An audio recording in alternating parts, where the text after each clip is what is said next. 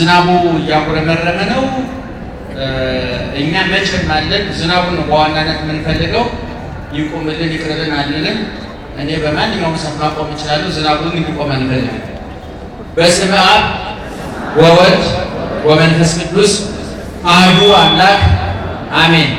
ክቡራን የቤተ ክርስቲያናችን መሪዎች እግዚአብሔርን ብላችሁ ይቅርታውን ቸርነቱን አምናችሁ ከቅድስት ድንግል እናቱና ከቅዱሳን ባለሟሎቹ የሚገኘውን ጥበቃና ምልጃ ተስፋ አድርጋችሁ በዚህ ቦታ እንድትሰበሰቡ እግዚአብሔር የፈቀደላችሁ ወገኖቻችን እንዴት ዋላችሁ? እንዴት አመሻችሁ? በሐዘናችንም ሆነ በደስታችን ጊዜ ባተረፍንም ሆነ በከሰርን ጊዜ ጤንነት በተሰማንም ሆነ በበሽታ ባጠቃን ጊዜ ከጎናችን ያልተለየው ከመካከላችን ያልጠፋው ቦታውን ሁኔታውን አቅጣጫውን አይቶ ባህሩን ያለወጠብን ፍቅሩን ያልቀየረብን ትናንት የነበረ ዛሬ ያለ ለዘላለም መኖሩን አፋችንን ሞልተን የመሰከርንለት ልባችንን ሞልተን ያመንነው የአባቶቻችን አምላክ ልዑለ ባሕርይ እግዚአብሔር እስከ ዛሬ ስላደረገው ወደፊት ሊያደርግ ስላዘጋጀው በጎ ነገር ሁሉ ሕያውና ቅዱስ ዘላለማዊ ስሙ ይክበር ይመስገን፣ ይክበር ይመስገን፣ ይክበር ይመስገን። የምንማርበት ሀሳብ ከዝናቡ አንጻር እጥር ምጥን ሰብሰብ ለማድረግ እሞክራለሁኝ። ቅኔ ነው ዛሬ የምነግራችሁ። ቅኔውን እነግራችሁና ቅኔውን በቅኔው ተንጠላጥለን ወደ ዋናው ዛፍ ወደ መጽሐፍ ቅዱሱ እንወጣና ከመጽሐፍ ቅዱስ ወርደን ደግሞ ወደ ሕይወታችን ገብተን ምን ማድረግ አለብን የሚለውን ለማየት እንሞክራለን። እናንተ የምትሰሙት እኛ የምንናገረው አይንሳችሁ እግዚአብሔር ተናግረን ልናድናችሁ እንኳን አቅም ቢያቅተን ተናግረን ለጥፋታችሁ ምክንያት እንዳንሆን አንደበታችንን ይቆጣጠርላችሁ ይቆጣጠርልን እግዚአብሔር። መጀመሪያ ቅኔውን ልበለው። መወድስ ይባላል ቅኔው። በሩት አይዟችሁ እንግዲህ ሌላ መስጊድ አለው ብዙ ነው። በግድ ተሰማታላችሁ እና ምንድነው ቅኔው? ስምንት ቤት ነው። ቅኔ በቤተ ክርስቲያናችን ካሉ የትምህርት አይነቶች አንዱ ነው። ፍልስፍና፣ ስነ ጽሁፍ፣ ኪነ ጥበብ፣ ስነ ልቦና በጣም ብዙ ነገሮች የተከማቹበት የአእምሮ ማበርቻ ማስፋፊያ፣ ያስተሳሰብ የአመለካከት ለውጥ የሚመጣበት መጻሕፍት የሚፈተፈቱበት የሚመሰጠውበት የመድኃኔዓለምን የእመቤታችንን የቅዱሳንን ክብራቸውን የምንመሰክርበት በጣም የጠለቀ የረቀቀ የመጠቀ የህሊና ምግብ የአእምሮ አስቤዛ የልቡና ልብስ ነው ቅኔ። በቤተ ክርስቲያናችን ትልቅ እውቀት ነው። አሁኑ ጊዜ ከሞላ ጎደል እየጠፋ እየከሰመ የሄደ ነው። እንግዲህ በዚህ በኩል ቤተ ክርስቲያን በጣም ጠንካራ ስራ መስራት አለባት። እኔ ከዚህ ቤት በሌላ መድረክ ተናግሬዋለሁ። አብያተ ክርስቲያናት ቢፈልሱ በገንዘብ ይሰራሉ። ቅኔው ከጠፋ፣ አቋቋሙ ከጠፋ፣ ትርጓሜው ከጠፋ፣ ድጓው ከጠፋ በምንም አንተካውምና ቤተ ክርስቲያን በዚህ ጉዳይ አጠንክራ መስራት አለባት ብለን እናስባለን። እንግዲህ የሚሰሩ ሰዎች በዛ አጋጣሚ ስራ አስኪያጃችን ስላሉ እናመለክታለን። እንግዲህ ቅኔ ማመልከቻው ችግር ነው። መወድ ሰው ብያቸዋለሁ። ስምንት ቤት ነው ብያቸዋል። ቅኔውን ላምንበውና ወደ አማርኛ እተረጉመዋለሁ። ቅኔው በጣም የቆየ ከ100 ዓመት በላይ የሆነው ቅኔ ነው የምነግራቸው። የሊቃውንቱ ቅኔ ነው፣ የኔ አይደለም። ትምክህተከ ህድግ ብእሴ ዓለም ወቀለመ ትዕቢት ይትጽሐፍ ውስተ ልብከ ክርታስ ወይምሰልከ በጽድቅ ተወወተ ሲሳይ ወልብስ አንጣናቆ በኃጢኦታ እምዕል ዓለም ዘትጼነስ ነፍስ በሀብለ ጥምቀት ዘተወርስ ርስተ ዮርዳኖስ እማ ወርስተ አቡሃ መንፈስ ቅዱስ ለዓለም ወለዓለም ዓለም ብእንሰ እመበጽድቅ ወበኃጢአት ተጽናስ አክዓብ እንዘሃሎ እሚተጸነሰ ኤልያስ ወእምይእዝ ነገር እምይወሀበ ክርስቶስ መርሆ መዝገበ ወርቅ ለይሁዳ ወመዝገበ ሰማይ ለጴጥሮስ ነው የሚለው። በእውነት የዚህ ቅኔ ባለቤቶች ነፍስ ማለትን አንልም። ይህን ተቀይቶ ሊኮንን አይችሉም። እውነቱን ለመናገር ይህን ተቀይቶ ከተኮነነ እኛም ጥያቄ ውስጥ ነንና አርቀን መከራከር አለብን። አይኮንን ገነት ገብቷል ብዬ ተስፋ አደርጋለሁ። ይህ ስለዚህ በረከታቸው ይድረሰን። ወደ አማርኛ ልመልሰው። ሊቁ በዚህ ቅኔ ሊነግረን የፈለገው ሰዎች ሀብት ማግኘት የጽድቅ መለኪያ፣ ድህነት የኃጢአት መለኪያ፣ አግብቶ መውለድ የጻድቅነት፣ አግብቶ አለመውለድ የኃጢአተኝነት ምልክት ለሚመስላቸው፣ የክርስትና ሚዛን ለተምታታባቸው፣ የክርስትናን ሰማያዊ ምስጢር በምድራዊ ኑሮ ስኬት ለሚለኩ ሰዎች ምግብ፣ ልብስ፣ መጠለያ ማግኘት፣ ጥሩ ቤት መስራት፣ መኪና መግዛት፣ ትዳር መያዝ፣ ነግዶ ማትረፍ፣ ስልጣን መያዝ፣ ጉልበት፣ መልክ፣ እነዚህ ሁሉ ዓለማውያን ዝግምት ነገሮች ሁሉ የእውነተኛ ክርስትና መለኪያ አይደሉም ለማለት ነው ሊቁ ይህን ቅኔ የተቀኘው። ወደ አማርኛ ልተርጉመው። ትርኢተ ህድግ ብእሲ ዓለም። ብእሲ ዓለም ማለት የዓለም ሰው፣ አንተ በዓለም የምትኖር ሰው ሆይ ነው የሚለው። ትምክህተ ህድግ መመካትህን መመጻደቅህን ተው። በገንዘብን፣ በጉልበትን፣ በስልጣንን ባገኘው ነገር አትመካ። መልክ ይረግፋል፣ ሀብት ያልፋል፣ ጉልበት ይደግማል፣ ስልጣን ያልፋል። ብዙ ሀብታሞች ነበሩ፣ ደህይተዋል። ብዙ መልከ መልካሞች ነበሩ፣ መልካቸው ረግፏል። ብዙ ጉልበተኞች ነበሩ፣ ወይ በበሽታ ወይ በሞት ጉልበታቸው ሟሾ፣ አቅማቸው ቀንሶ የሚቀጠቀጡ ከምድር በታች አፈር ዶቄት ሆነዋል። ስለዚህ አትመካ፣ መመካትህን ተው። ወቀለመ ትዕቢት ትጻፍ ውስተ ልብከ ክርታስ፣ በልቡናህም ሰሌዳ የትዕቢት ቀለም አትጻፍበት፣ አታቆሽሸው። በትዕቢት ልቡናህን ነው የሚለው። የሰማችሁ? አታቆሽሸው። ወይትምሰልከ በጽድቅ ተውህቦተ ሲሳይ ወልብስ፣ ልብስና ምግብ ማግኘት በጽድቅ የእውነት መለኪያ የጻድቅነት መለኪያ አይምሰልህ። አምጣና እኮ በኃጢኦታ እምድኅረ ዓለም ዘትጼነስ ነፍስ በሀብረ ጥምቀት ዘተወርስ። በጥምቀት አማካኝነት የዮርዳኖስ እናቷን የአባቷ መንፈስ ቅዱስ በከማይፀን ዮርዳኖስ ከአብራከ መንፈስ ቅዱስ ተወልዳ መንግሥተ ሰማያት የምትወርሰው ነፍስህ ከዚህ ዓለም ገንዘብ፣ ስልጣን፣ ሹመት፣ ጉልበት፣ ውበት፣ ቁሳቁስ በመቸገሯ የምትደይ አትምሰልህ፣ የምትቸገር አትምሰልህ ነው የሚለው። እንግዲህ በአጭሩ የዚህ ቅኔ ጽንሰ ሀሳብ ምን ማለት ነው? መንፈሳዊ ሕይወት፣ ክርስቲያናዊ ሕይወት፣ ሃይማኖታዊ ሕይወት የሚለካው በገነባ ነው፣ ባከማቸ ነው፣ በተሾም ነው አይደለም። እኔ ብዙ ጊዜ በየመድረኩ እናገራለሁ። ቤተ ክርስቲያን መድረክ ላይ ስዕለት ይነገራል። እኔ ስዕለቱ ሰውነታችንን እንጂ ክርስትናችን ሲያመለክት አይቻልም። አሁን ጧትም ሰምታችሁ ይሆናል።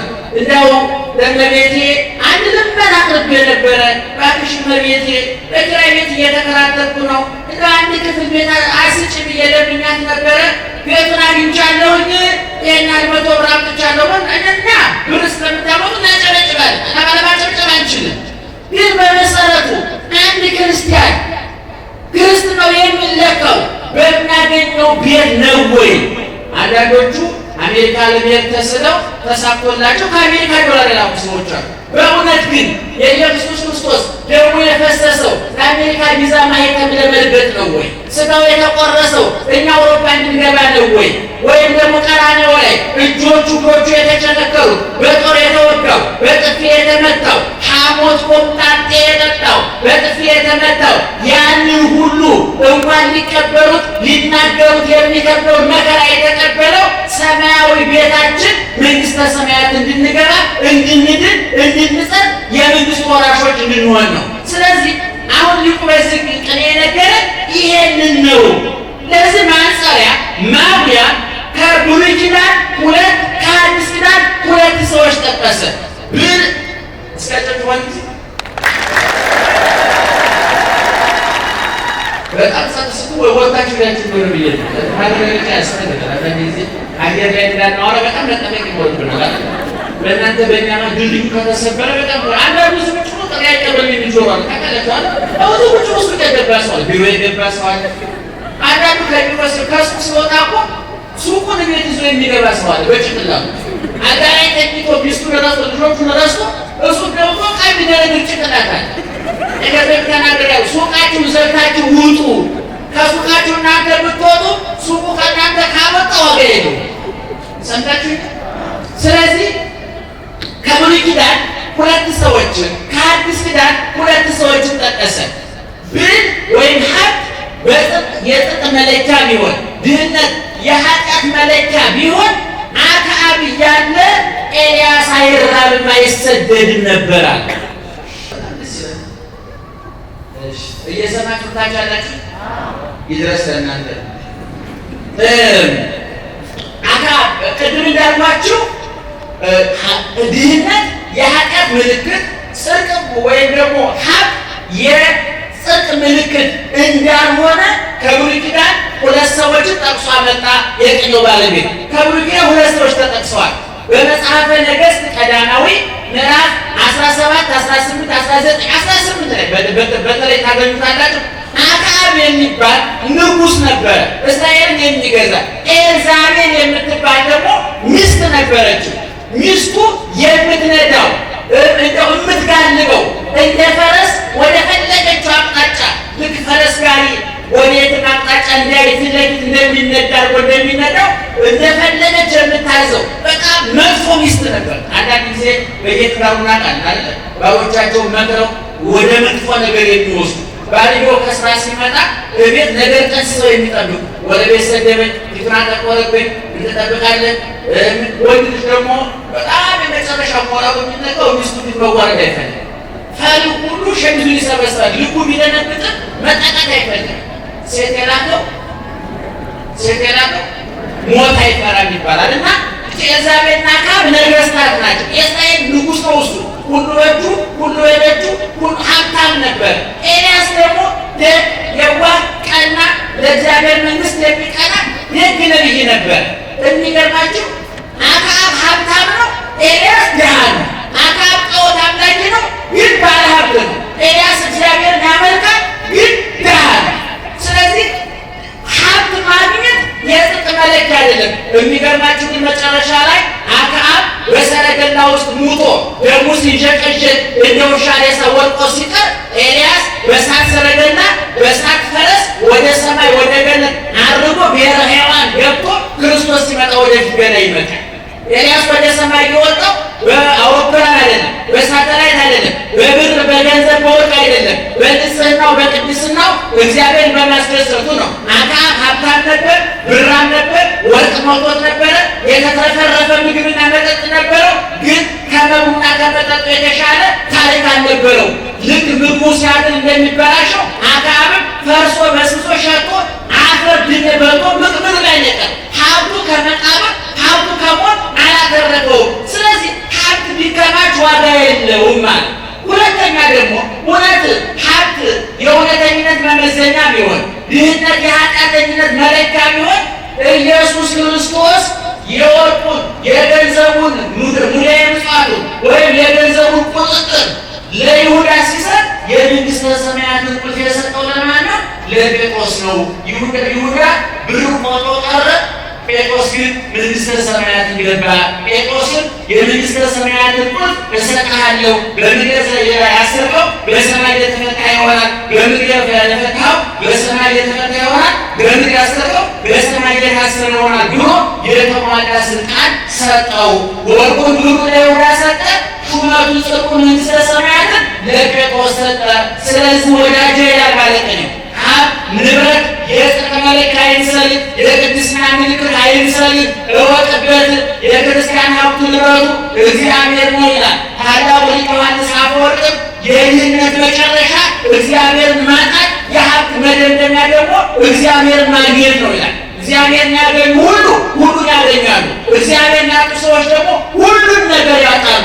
እንግዲህ ይሄ ቅኔ ከዛሬ ጋር ምን ያገናኘዋል ብላችሁ ብትነግሩኝ፣ ዛሬ ዮሐንስ መጥምቅ ነው። ዮሐንስ መጥምቅ በ30 ዓመት ከ6 ወሩ ያረፈ በሰማዕትነት አንገቱን ተቀልጦ ተሰውቶ በሰማዕትነት የሞተ የቅድስት ኤልሳቤጥና የቅዱስ ዘካርያስ የሁለት ጻድቃን ቅዱሳን ልጅ ነው።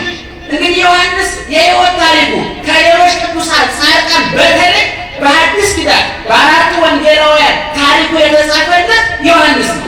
ጽንሰቱ ተጽፏል፣ ልደቱ ተጽፏል፣ ምግባር ትሩፋቱ ተጽፏል፣ ያስተማረው ትምህርቱ ተጽፏል። ወንጌላዊ ሉቃስ ጽንሰቱን ከነልደቱ ሲጽፍ ማቴዎስ ትምህርቱን፣ ማርቆስም ትምህርቱን፣ ዮሐንስም ትምህርቱን ጽፈውለታል። ይሄ ዮሐንስ ለምንድን ነው ትምህርቱ የተሳካለት? ለምንድን ውጤታማ የሆነው? 30 ዓመት አጭር ናት፣ ትንሽ ናት። በእውነት ወጣት በሚባል እድሜ ነው። ነገር ግን የዛሬ 2000 ዓመት ያረፈው ዮሐንስ ዛሬ ድረስ ልደቱን እናከብራለን። በእውነት እዚህ ውስጥ ያላችሁ ልደት የምታከብሩ ሰዎች እንደው ሻማ የምታባክኑ፣ ኬክ የምታባክኑ፣ ድግስ የምታባክኑ የሚያሳዝነው ድግስ የምትደግሱበትን እንኳን ብር ማፍራት ያልቻላችሁ ልደት የምታከብሩ ሰዎች ንስሐ መግባት አለበት። ላባከናችሁ ሻማና ኬክ ንስሐ መግባት ያስፈልጋል። ምን ሰርተን ነው ልደታችን ያከበርነው? በመወለዳችን ምን ለውጥ አጥተናል? አንዳንዱ እንኳን ጎረቤት ቤተሰብ ረስቶት ልደት ያከብራል። ምን የሚሰጠው ነገር ነው? አሁን ዮሐንስ 2000 ዓመቱ ልደቱ ሲከበር የሞተው በ30 ዓመቱ የተንዛዛ እድሜም የለው። እድሜው አጭር ናት፣ ትንሽ ናት። ያቸው ግን ቅመም ናት፣ የተሞረበት ናት። አንዳንዱ ሰው 80 ዓመት ኑሮ 90 ዓመት ኑሮ 100 ዓመት ኑሮ እንደ ባህር ዛፍ በቆ የተቆረጠ ሰዋል። አባባ ምን ትዝ ይሎታል ብሎ ሲባሉ የኔ ልጅ ጮማው ጠጁ በቃ ከዛ ያሉ የሚገርማቸው ያን ሰውዬ ጠጅና ጮማ ብቻ ሲሆኑ ሲጠጡ ነው። አላነበቡም ማለት እምተው ሰው በልጅነቱ ካላነበበ ሲያረጅ የሚያወራው ያልቅበታል። እኔ እድሜያቸው የገፉ ሰዎች ሐሜተኛ የሚሆኑት በልጅነታቸው ስላላነበቡ ጭንቅላታቸው ቃል ንብረት ስለሌላቸው። እኔ አሁን የዛሬ ወጣት የዛሬ 30-40 ዓመት የፌስቡክ ወሬ ጭንቅላት ስለሚያለ ከዛሬ 50 ዓመት በኋላ ኢትዮጵያ ውስጥ ሐሜተኛ ነው የሚመረጠው ብዬ አስባለሁ። የሚወራ ወሬ የለም፣ የተከማቸ ታሪክ የለም። ድሮኛ በገጠር በሳዳር ማታ ማታ እናቶቻችን አባቶች ተረት ይነግሩን ነበር። እንደዚህ ተደርጎ በእንስሳት በአራዊት በጦጣ በጅብ ተረት እየተተረተ መቼም አንድ ሰው ወዲያ ቢሉት ይሳደባል፣ ግን በጅብ በኩል ይነገር ለዛ ሰውዬ ይድረስ በኩል ስለ ብልጥ ሰው መናገር ስንፈልግ ምንድነው የምንጠቅሰው? እዚህ ናቸው ጦጣ ጠቅሳለን አይደለም። ስለ ዝንጀሮ ስለ ምሳሌ ተረት ነበር። ዛሬ በየቤታችሁ ልጆች ተረት ነግሯችኋላችሁ፣ ታስተምሯችኋላችሁ። ይሄ ቀላል ነገር አልነበረም። በሕፃንነቱ ያላነበበ በወጣትነቱ ያላነበበ ሰው ሲያረጅ ጠጅ ብሎ ቀረ፣ ጮማ ብሎ ቀረ። እንግዲህ የኛ ትውልድ ደግሞ አይስክሬም ብሎ ቀረ ይችላል፣ ኬክ ብሎ ቀረ ይችላል፣ ጠጅና ጮማ ዛሬ። ስለዚህ አሁን ዮሐንስ በ30 ዓመቱ የቅዱስ የዘካርያስ የኤልሳቤጥ ልጅ ነው። ሲሰማ ያደገው የእግዚአብሔርን ቃል ነው፣ ትህትና ነው፣ ፍቅር ነው። ለምንድን ነው ዮሐንስ አገልግሎት የተሳካለት? ለምንድን የሰመረለት ሲባል በማቴዎስ ወንጌል ምዕራፍ 3 ከቁጥር 1 ጀምሮ በቤታችሁ ገብታችሁ ማንበብ ትችላላችሁ። ሊቃውንተ ቤተ ክርስቲያን ይህን ገጸ ንባብ ሲተረጉሙ ዮሐንስ መጥምቅ ሄሮድስን ያልፈራው ንጉሱ ነው የኃጢአት የሰራው ወንጀል የሰራው። ዛሬኛ ባለስልጣኖች ፊት ለፊት መገሰጽ አንችል። ስንመጠመጥ ከመጣው ጋር ስንቀጥ የወደቀው ስንረግ፣ ለቆመው ስንቀጠቀጥ፣ ለቆመው ስንሰድ፣ የወደቀው ስናሳድድ ለእግዚአብሔርም ሳንሆን ለራሳችንም ሳንሆን እንዲሁ ባንን እንቀራል። የሚገርማችሁ ነገር ዮሐንስና ቅዱሳን አባቶቻችን ግን ፊት ለፊት ተጋፍተው ሄሮድስ የወንድሙ ሚስት ሲያገባ ወይም ደግሞ ሲያገባ በስነ ስርዓት ሲደር ተመረጠው ማለት ምንም ያለው ጋብቻ የተቀደሰ ማለት ነው። ዮሐንስ ይደለወከ ታውስ ብእሲተ እውቀ ፊልጶስ የወንድምህ የፊልጶስ ሚስት ማግባት አይገባህም ነው ያለው። አይገባህም በቅርብ እየሰማው ነው። እኛ ፖለቲከኞች ለመገሰጽ ስንፈልግ ወይ አውሮፓ ወይ አሜሪካ መግባት አለብን ታውቃላችሁ እንጂ ፊት ለፊት የሚናገር ሰው የለም። ደግሞ ማንናገር ምን ወጣ? ያለ ሰማዕታት አልተዘጋጀን፣ ለመገረፍ አልተዘጋጀን። አባቶቻችን በጅራት እኛ በድራት ነው የምንገረፈው። ዱላው ተቀይሯል። ይታይ አባቶች ይጠበሱ ነበር፣ እኛ በጥርስ ነው የምንገረፈው። እነሱ ይከተፋል፣ እኛ ክትፎ እንበላለን። እግዚአብሔር ምክንያቱም እግዚአብሔር ያውቀዋል አቅማችንን እንደማንቋቋመው ያውቃል። እግዚአብሔር ያን ሰይፉ ቢመጣ ጅራፉ ቢመጣ እስራቱ ስደቱ ቢመጣ እንኳን ስደቱን ጥጋቡን አልተቋቋመውም፣ እንኳን ረሃቡን ገንዘቡን አልተቋቋመውም። ደስታው መቋቋም አቅቶት ነው ዛሬ ቤተክርስቲያን እየታነሰች እየተንገላታች አለች። ስለዚህ ዮሐንስ የወንድምህን ሚስት ማግባት አይገባም ብሎ ገሰጸው። ለምንድን ነው ዮሐንስ ደፍሮ ንጉሱን እንዲህ የተናገረው ሲባል ሶስት መሰረታዊ ፍላጎቶችን አሸንፏል። የሰው መሰረታዊ ፍላጎት ስንት? አቤት ምን ጮቶላችሁ ገሩ ምግብ፣ መጠለያ፣ አቤት ልብስ። እነዚህ ሶስቱ የሰው ምንድን ናቸው? መሰረታዊ ፍላጎቶች ናቸው። ሳይንስ ትንሽ ቢጠይቀን ማሻሻያ ጨምር ነበር። የስጋ እንጂ የሰው አይባልም። የስጋ መሰረታዊ ፍላጎት ምክንያቱም ሰው ማለት ነፍስ የምትባል አለች ጥገኝነት ጠይቃ የምትኖር በጀት ያልታሰበላት የራሷ ዳቦ አትበላ፣ ጮማ አትጠጣ፣ አትቆርጥ፣ ውስኪ አትጠጣ፣ ድራፍት አትጠጣ፣ አይመለከታትም። አሁን አንተ ስጋ ቤት ገብታችሁ ከጥበስልኝ ቀጥልልኝ አምጣልኝ ስትሉ በስነፍስ እበር ላይ ቆማ እባክህ ስጋ ድረስ ስናወጣ ጨርቆኛል አይመለከታትም። እንደገና ደግሞ አሁን እዚህ እየተባለ ነው አይደል? አሁን ነፍስ እየበላ ነው፣ ስጋ እየተንገላታች አለች። ስለዚህ ዮሐንስ የወንድምህን ሚስት ማግባት አይገባም ብሎ ገሰጸው። ለምንድን ነው ዮሐንስ ደፍሮ ንጉሱን እንዲህ የተናገረው ሲባል ሶስት መሰረታዊ ፍላጎቶችን አሸንፏል። የሰው መሰረታዊ ፍላጎት ሲሆን አቤት ምንድን ነው? ጮቶላችሁ ነገር ምግብ፣ መጠለያ፣ አቤት ልብስ። እነዚህ ሶስቱ የሰው ምንድን ናቸው? መሰረታዊ ፍላጎቶች ናቸው። ሳይንስ ትንሽ ቢጠይቀን ማሻሻያ ጨምር ነበር። የስጋ ነው እንጂ የሰው አይባልም። የስጋ መሰረታዊ ፍላጎት ምክንያቱም ሰው ማለት ነፍስ የምትባል አለች ጥገኝነት ጠይቃ የምትኖር በጀቷ ያልታሰበላት የራሷ ዳቦ አትበላ፣ ጮማ አትጠጣ፣ አትቆርጥ፣ ውስኪ አትጠጣ፣ ድራፍት አትጠጣ፣ አይመለከታትም። አሁን እናንተ ስጋ ቤት ገብታችሁ ከጥበስልኝ ቀጥልልኝ አምጣልኝ ስትሉ በስነፍስ እበር ላይ ቆማ እባክህ ስጋ ድረስ ስናወጣ ጨርቆኛል አይመለከታትም። እሷ እንደገና ደግሞ አሁን እዚህ እየተማርን ነው አይደል? አሁን ነፍስ እየበላ ነው፣ ስጋ ማን እየበላ ነው? ስጋ ቆሞ እባክሽ ቶሎ ወረስ አድርጊና ውጭልኝ፣ በርዶኛል፣ ፊልም አለ፣ ኳስ አለ፣ መዝናኛ አለ፣ እባክሽ ነፍስ እባክሽ በቃሻል እዛ በላይ የቆመ ሰው እየታያቸው ስጋ የሚባል ሰው መጠጥ ቤት ስትገቡ ደግሞ በር ላይ የምትቆሙ ማለት ነፍስ ናት። ምክንያቱም እሱ አይመለከታት፣ ድራፍቱ አይመለከታት፣ ቁርጡ አይመለከታት፣ በርገሩ አይመለከታት። የነፍስ በርገሩ የእግዚአብሔር ቃል፣ የነፍስ መጠጧ የእግዚአብሔር ቃል። ነፍሴ የኔ ከምድረ በዳ ጸማተት ካለ ዳዊት ነፍሴ እንደምድረ በዳ ውስኪ ተጠማች፣ ጠላ ተጠማች አለ። ነፍሴ እንደ ምድረ በዳ ማንን ተጠማች? አንተን ተጠማች ነው። የነፍስ መጠጧ ማን ነው? እግዚአብሔር ነው። የነፍስ ቀለቧ ማን ነው? እግዚአብሔር። ስለዚህ የሰው መሰረታዊ ፍላጎት ከሚባል ይልቅ የስጋ መሰረታዊ ፍላጎት የሚባል የበለጠ የሚገልጠው እና ዮሐንስ ሄሮድስን ያልፈራው ለምንድን ነው? ለምን ልበ ሙሉ ሆነ? ለምን ፊት ለፊት እንደተናገረ ብለው ሊቃውንት ሲተረጉሙ ዮሐንስ ሄሮድስን የሚፈራባቸውን ሶስት ነገሮች ድል ነስቷቸዋል። ሰውን የሚገዛው አንድ እንጀራ ለኔ መስታወት ነሽ የስንቱን ታሳይኛለሽ ይባል ነበር። እንጀራ ነው። ዛሬ አንድ የበላይ አንድ የበታች አንድ ታዛዥ አንድ ገዥ የሚያደርገው ገንዘብ ነው፣ እንጀራ ነው። ዮሐንስ ሄሮድስ ያበላኛል ብሎ እንዳይለማመጠው የዮሐንስ ምግብ የምድረ በዳ ቅጠል ነው። የምድረ በዳ ቅጠል የምድረ በዳው ቅጠል ለመብላት ደግሞ ከፍየሎች ጋር መግባባት እንጂ የሄሮድስን ፈቃድ መጠየቅ አያስፈልገውም። ሄሮድስ በምድረ በዳ ቅጠል አያገባውም።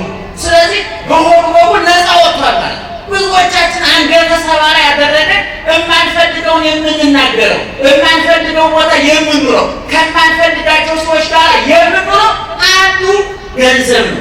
አንድ ጸሐፊ ሲጽፍ ድህነት አደጋው ምግብ ማጥፋቱ አይደለም ማለት ገንዘብ ማጥፋቱ አይደለም ማለት የድህነት መጥፎነቱ ይላል አቋም ጭምር ያሳጣሃል።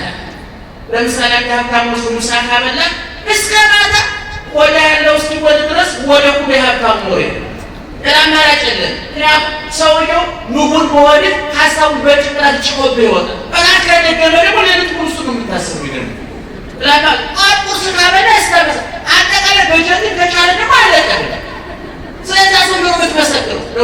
ይናገራል። ሀብታም ሲናገር ይላል ቢያበላሽ እንኳን አረ ምን ለማለት ፈልገው እኮ ነው እሳቸው አይሳሳቱ።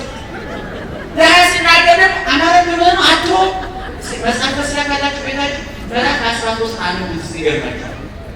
ወይ አበጠው ወስደመና አቶ ምን ለማለት ፈልገው እኮ ነው። የለም ሰውየው ያላረው እኮ ያላረው አሟልተው ይናገሩለታል። ድሀውን ደግሞ ያለው ያጓድሉበታል። እና ጸሐፊው ሲናገር ምን አለ? የድህነት መጥፎነቱ ምግብ ማሳጣት ብቻ አይደለም፣ አቋምን ያሳጣል። የኢትዮጵያ ሕዝብ ባለፉት 40 እና 50 ዓመታት አቋምን፣ ተቋምን፣ እምነትን፣ ሀብትን፣ ገንዘብን፣ ግንዛቤን ናቸይገባል። አውላላ ሜዳ ላይ ወደ አቋም የለው፣ ተቋም የለው፣ ሀብት የለው፣ እምነት የለው፣ ገንዘብ የለው፣ ግንዛቤ ነው። ከዚህ ሁሉ የተራቆቱ የሚገርማቸው እና ዮሐንስ ለምን ልብ እየሰማችሁ ሲያደርገዋል ነገር ነው ሲል ማለት ነው።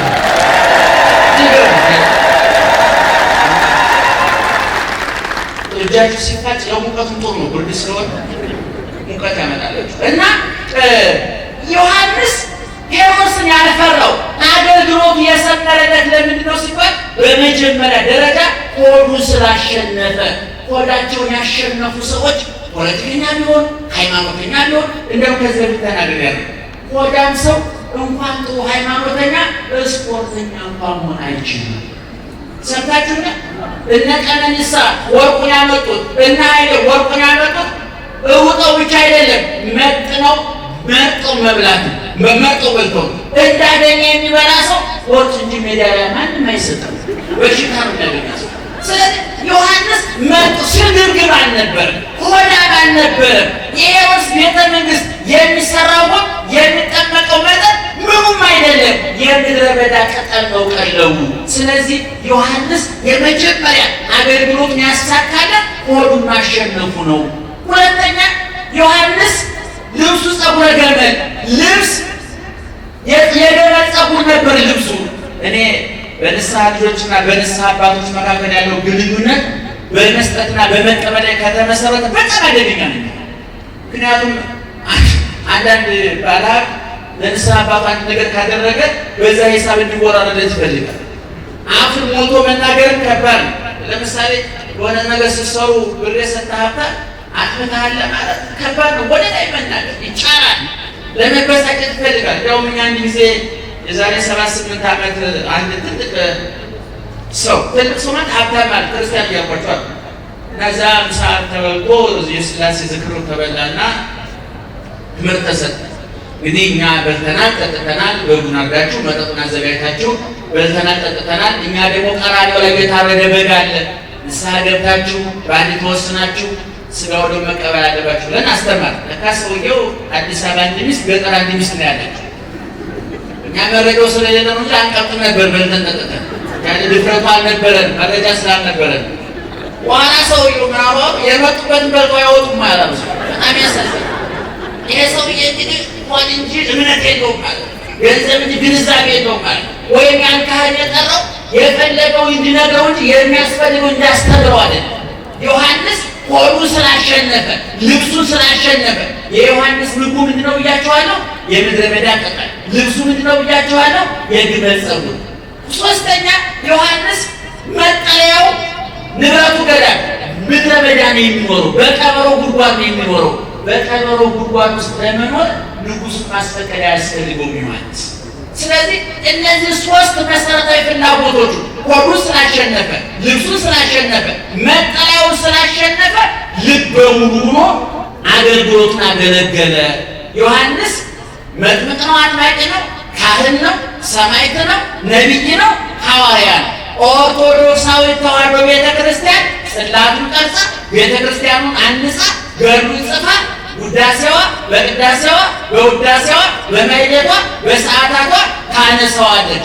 እሱ ራሱ አንተ ክርስቶስ ነህ ሆይ ተብሎ ሲጠየቅ ምንድን ነው ያለው? የለም እንኳን ክርስቶስ ለሆን የጫማውን ማዘቢያ የጫማውን ክር መፍታት የማይገባኝ ተራ ሰው ነኝ አለ። እሱ ትሕትናውን ሲገልጥ ኢየሱስ ክርስቶስ ደግሞ ምን ብሎ መሰከረለት? አልቦ ዘያብዮ ለዮሐንስ እምትውልደ አንስት ከሴቶች ከተወለዱት መካከል ዮሐንስን የሚበልጠው የለም ማለት። ይህን ቅዱስ ነው ያከበርነው፣ ይህን ቅዱስ የተማጸንነው፣ ይህን ቅዱስ ነው የወደድነው፣ ይህን ቅዱስ ነው የምናመሰግነው።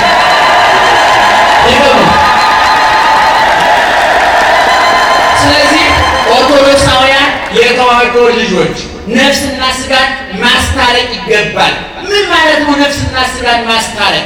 ለምሳሌ አንድ ክርስቲያን ይነግዳል፣ ያርሳል፣ ገንዘብ የሚያገኝበትን ኑሮውን የሚያሸንፍበትን ስጋዊ ፍላጎቶችን የሚያሟላበትን ስራ ይሰራል። ነገር ግን የምንሰራው ስራ ኪስን ሞልቶ ነፍስን የሚያራቁት መሆን የለበት። ሆድን ሞልቶ ሕሊናን የሚያስብ መሆን የለበት። ምድራዊ ቤት ሰርቶ የሰማይ ቤት የሚያፈርስ መሆን የለበት።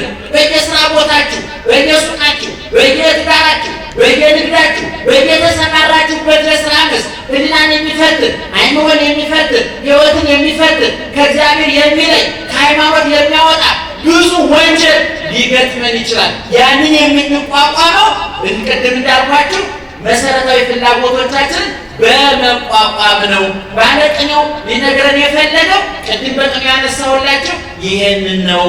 ስለዚህ ከዮሐንስ የምንማረው ፍላጎትን ማስተካከል፣ ቅደም ተከተሉን መጠበቅ።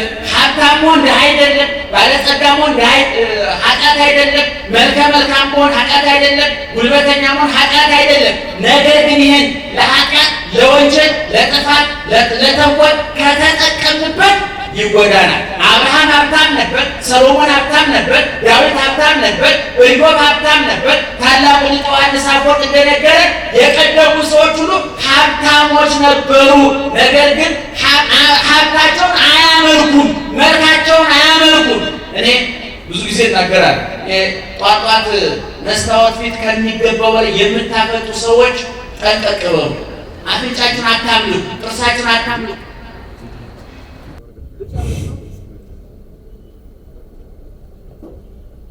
አላችሁ ልጨርስ ነው። በጣም ይቀርታል። እየሰማችሁ ነው አይደል? ስለዚህ ኦርቶዶክሳዊ ተዋሕዶ ቤተክርስቲያናችን የቅዱሳንን ታሪክ የምትተርከው የጻድቃን ታሪክ የምትተርከው እነሱ ሀብታቸው እንደተጠቀሙበት፣ ሰውነታቸው እንደተጠቀሙበት፣ ጊዜያቸው እንደተጠቀሙበት ማለት ነው። እኔ አንድን ነገር ከሚገባው በላይ መተማመን አይገባም። ለምሳሌ አንድ ሰው ጥርሱ ሊያምር ይችላል፣ አይኑ ሊያምር ይችላል፣ ፀጉሩ ሊያምር ይችላል፣ ቁመቱ ሊያምር ይችላል። በጣም መልካም ነገር ነው። የምታውቁ ሰዎች እንኳን ደስ ያላቸው። ነገር ግን ውበታችሁን አታምልኩ። ውበታችሁን የምታመልኩ ሰዎች ምናልባት ፊታችሁ ላይ የሆነች ጠባሳ ብትወጣ ታንቀልሙት ያሰኛችኋል። በጣም ሀብቱን የሚያመልክ ሰው ገንዘቡ ቢጠፋ ታንቀልሙት ያሰኛል። ኢዮብ በመጽሐፍ ቅዱስ ታውቁታላችሁ። እጅግ ቀና፣ ደግ፣ እግዚአብሔርን የሚፈራ ፍጹም ሰው ነበረ። የተትረፈረፈ ሀብት የነበረው በጣም ታዋቂ ዝነኛ ሀብታም ነበረ። ነገር ግን ሀብቱን፣ ጉልበቱን፣ ልጆቹን፣ ትዳሩን አላመለከም። ለዚህ ነው በአንድ ቀን የሚገርማችሁ ነገር በአንድ ቀን ተደራራቢ ፈተናዎች ደረሱበት። በመጀመሪያ በአንድ ቀን ሀብቱ ንብረቱ ወደመ። መልእክተኛ መጥቶ ኢዮብ በጎቹ፣ ከብቶቹ፣ ገመሎቹ፣ አህዮቹ ያሁሉ ስንት ሺህ በግና ፍየል በአንድ ቀን አለቀ ብሎ መልእክተኛ ነገረው። እግዚአብሔር ሰጠ፣ ማን ነሳ? እግዚአብሔር ነሳ። ሰይጣን የፈለገው እግዚአብሔር እያመለኩት እያመሰገንኩት እንዲህ ንብረቴን የሚያወድምብኝ ከሆነ ለምን ጠንቋይ ቤት አልሄድም ይላል። ጠብቆ ነበር ሰይጣን። ኢዮብ ግን አላደረገውም። በሌላ ደግሞ መልእክተኛ መጥቶ 10 ልጆቹ 7 ወንዶች 3 ሴቶች ልጆች በታላቅ ወንድማቸው ቤት የምሳ ግብዣ አድርገው ሲበሉ ሲጠጡ ትልቁን ሕንፃ አውሎ ነፋስ መጥቶት ሕንፃው ተደረመሰና 10 ልጆቹ ስንት ልጆቹ መመና በአንድ ጊዜ በተመሳሳይ ቦታ በአንድ ቀን አለቁ። ሕንፃ ተደርምሶባቸው መርዶ የሚያረዳ ሰው መጥቶ ኢዮብ 10 ልጆች እኮ ሕንፃው ተደርምሶ በአንድነት አለቁ አለው። ማን ሰጠ? ማን ወሰደ? እግዚአብሔር። ይሄንን በጣም መረዳት ያስፈልጋል ምእመናን።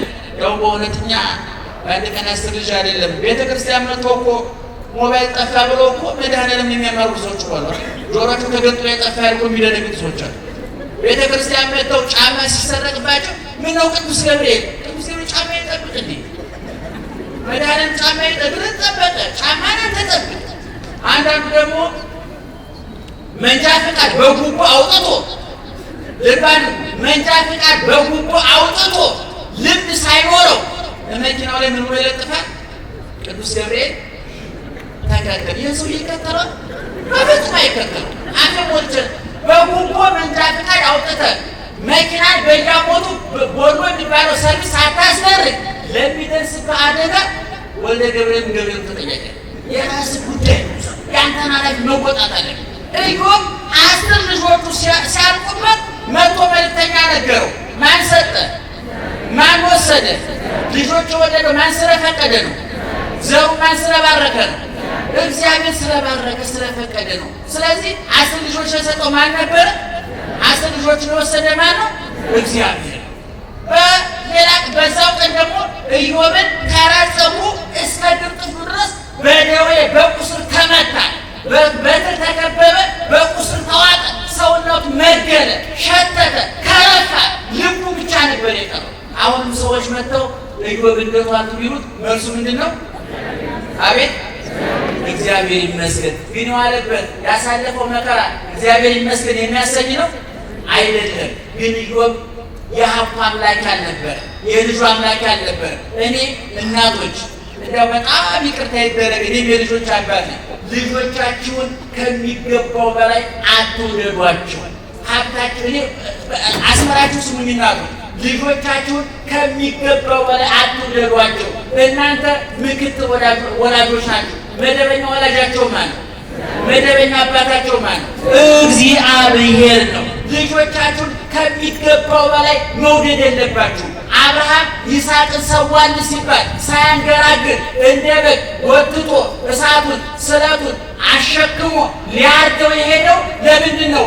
እግዚአብሔርን አስቀድሞ ስለወደደ ነው። የልጆቻችን ፍቅር የእግዚአብሔር ፍቅር ሊሻማ ይገባል። የገንዘባችን ፍቅር የእግዚአብሔር ፍቅር ሊሻማ ይገባል። ስለዚህ ልጆች አለቁ ሲሉት አልገረመውም፣ እጅጉ ሲቆራረጥ አልገረመውም። ምክንያቱም ኢዮብ ጡንቻውን ደረቱን አያመልክም፣ አይኑ ጥርሱን አያመልክም፣ ውበቱን አያመልክም። የሚያመልከው ማንን ነው? እግዚአብሔርን ነው። እግዚአብሔርን ስናመልክ ሁሉ የኛ ይሆናል። በማግስቱ ሚስቱ አየች ሁኔታውን። ሀብቱ ንብረቱ ወደመ፣ ልጆቹ አለቁ፣ እጅጉ ተቆራረጠ። ያ ይበላበት ይጠጣበት የነበረ የድሃ ማረፊያ የችግረኛ ማረፊያ ምግብ ማዕዱ የማይታጠፍበት በሩ የማይዘጋበት የተራበ የተጠማ የሚበላ የሚጠጣበት የደከመ የሚያርፍበት ያ የተንጣለለ ቪላ የተንጣለለ አዳራሽ ሲፈተፈትበት ሲበላበት የነበረው የኢዮብ ቤት ልጆቹ አልቀው ሀብት ንብረቱ ወድሞ እጅጉ ተቆራርጦ ጓደኞቹ ከርተውት ምድረ በዳ ባድማ ሆነ። ኢዮብ ከመከራው ጽናት የተነሳ ዋሃዘ ማተኪያ እጅ ጣስራ ነበረው። በደሩ ላይ አመድ ላይ ይንከባለል ነበረ። ሚስቱ ይህን ፈተና መቋቋም አልቻለችም። ልጆቻችን ይረዱናል እንዳልን አልቀዋል፣ ሀብታችን ወድሟል፣ አንተ እጅግ ተቆራርጧል። ስለዚህ ተስፋችን ሁሉ ተሟጦ አልቋል። የቀረ ንብረት ምራስህ ነው። እሚዜሰ ባርኮ ወሙት ለእግዚአብሔር። ኢዮብ ስደበውና ሙት። ማንን? እግዚአብሔርን። እግዚአብሔር ተጣሉ መሸሻ ይገኛል? እናንተ ከመንግስት ጋር ብትጣሉ ኬንያ ይገባል። ኬንያ መግባት ካልተቻለ ደግሞ ሞት የሚባል ግልግል አለ። የሚበላ ካለ ይበላል፣ የሚበላ ከጠፋ ደግሞ ምን ይሆናል? ይሞታል። ግልግል ነው። እዚህ ደግሞ በዚህ ጊዜ መሞት በረከት አለ። ሁለቱን ለመናገር የእድሜ ዘበዝበ እኔም በዚህ ጊዜ እድሜ ዘብ ምርቃት ነው። ጠይም እርግማን ነው የሚመስለው። አሁን ለጫቃሚ እድሜ ዘብ እርግማን ነው። ለጠጫው ወሮት በመጥ ጉበቱ ለፈረሰ በጫቅ ስለተበላሸ ሰው እድሜ እንደተለመ ንስሐ ነው የሚለመነው። ከያው እድሜውን አራማ በጀቱ በልቷል። በጀቱ መዘጋት አለበት። ያው አንዳንድ ሰዎች ግንባራቸው ላይ እድሳት ላይ የሚቆሱ የሚያስፈልጋቸው ሰዎች አሉ። እውነቴን ነው የምላቸው። እድሳት ላይ አናወራም የሚጠጡ የሚቅሙ ሰዎች ንስሐ መግባት የሚገባቸው ሰዎች ኧረ ፈርሰናል አገልግሎት አቁሜያለሁ እድሳት ላይ ፈርሻለሁ ብላችሁ መለጠፍ አለበት። እውነቱን ለመናገር እና ኢዮብ አልገረመውም፣ ሀብቱን አላመለከም። ሚስቱ ይህን ሁሉ ስታይ ደነገጠችና ስደበውና ሙታለች። አንድ ባህርባን የሚተርቱት ተረት አለ። መሬትና ጥንቸል ማይበረጥ ጠጣ ብለው ጥንቸል መሬት ታውቃታላችሁ አይደል? ጥንቸል ታውቃላችሁ። እና የመሬት ተራቀን ምድር ናት ማይበር የምታወጣውና ጥንቸል ሯዘንታ ስትበላ ስትጠጣ ስትዝናና ዋለችና ማይበሩ አለቀ። የጥንቸል ተረት ደረሰ ይባላል። መሬት ሀብታም ናት፣ ምድር ሀብታም ናት። የተትረፈረፈ ድግስ ነው የደገሰችው።